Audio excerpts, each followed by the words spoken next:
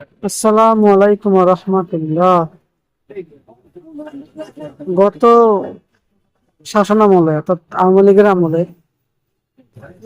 এটা তো গাড়ি পোড়ানো হয়েছে এবং গাড়িতে পুড়ে যত মানুষ মারা গেছে, ওই সময় থেকে আমরা অনেকেই জানি বা যারা এসব নিয়ে ভাবছেন তারা প্রত্যেকেই জানে যে আগুন লাগিয়েছে সরকার বা সরকারি লোক, কিন্তু দোষ চাপিয়েছে বিএনপির উপরে, বিএনপিকে প্রতিহত করার জন্য, বিএনপিকে কোণঠাসা করে রাখার জন্য। ওই আমলে যত মানুষ আগুনে পুড়ে মারা গেছে সব সরকারি বাহিনী, সরকারের লোক বা তাদের দলীয় নেতাকর্মী দ্বারা তারা বাসা আগুন লাগিয়েছে, মানুষকে একদম পুড়িয়ে হত্যা করছে।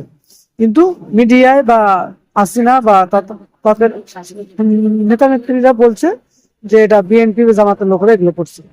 ওই আমলে কিন্তু বিএনপিতে বাসা আগুন লাগায়নি, কিন্তু তাদের উপর দোষ চাপিয়ে বিএনপিকে প্রতিহত করছে, বুঝছেন? এখন বিএনপি কিন্তু বাসে আগুন লাগে মানুষ হত্যা করার রাজনীতি করে না, তারা তো অন্য অপরাধ থাকতে পারে, কিন্তু তারা বাসে আগুন লাগে মানুষ হত্যা করার মতো অপরাধ তারা করে নাই। কিন্তু তবুও তাদের উপর দোষ চাপানো হয়েছে। এটা শুধুমাত্র প্রতিহিংসার কারণে বিএনপি কিভাবে আটকানো যায় সেজন্য, এবং বিএনপির এটা ওই সময় প্রুভ করতে ব্যর্থ হয়েছে যে তারা বাসে আগুন লাগায়নি। এটা তাদের কি বলবো, অত ব্যর্থতা বলবো না কি বলবো, এটা পরের বিষয়। এখন যে বাসে আগুন লাগছে এটা কিন্তু অন্য কোনো দল লাগায়নি, ওই আওয়ামী লীগের লাগাচ্ছে। তো অতীত আওয়ামী লীগের বাসের মধ্যে আগুন দিয়ে বা আগুন নিয়ে মানুষ করছে, এখনো তারা সে কাজটাই করছে।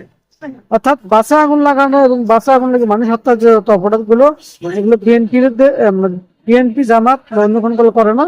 এসবের রাজনীতি হচ্ছে আওয়ামী লীগের রাজনীতি, বাসে আগুন দেওয়ার রাজনীতি, বাড়িঘর বানানোর রাজনীতি, এগুলো হচ্ছে আওয়ামী লীগের রাজনীতি।